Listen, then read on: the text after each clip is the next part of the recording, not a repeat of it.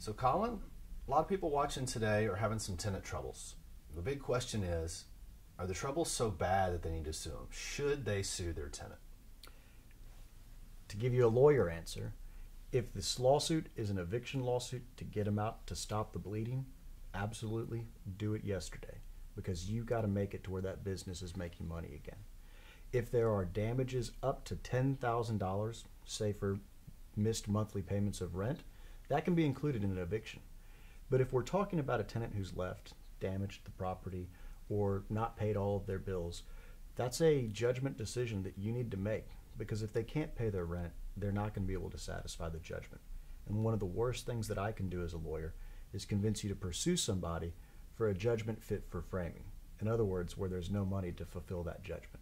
So in layman's terms, what you're saying is that in theory, a landlord could call you upset and go, my tenant ruined my house, they didn't pay rent, they owe me, let's just say $2,000 to put you really in the gray area.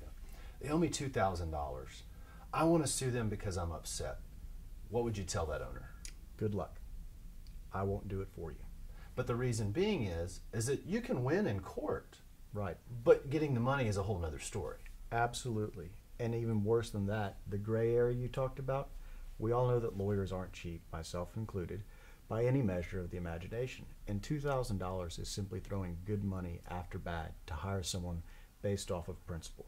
Because eventually that anger and that principle goes away, and you're left simply having a financial decision of what's best for you. So rather than getting a judgment that says someone may pay you $2,000, it's better to let it go sometimes. Well, it's a case-by-case basis. It depends on what you want, what precedent you want to stand on, and also how much it matters to you from a business perspective. And that, I think, is the ultimate answer to your question. Does it make sense for your business to spend money pursuing a judgment when it's uncertain on if you'll ever collect on it? Makes total sense when you put it in that framework. So thanks for helping us know whether or not we should sue those tenants. Absolutely.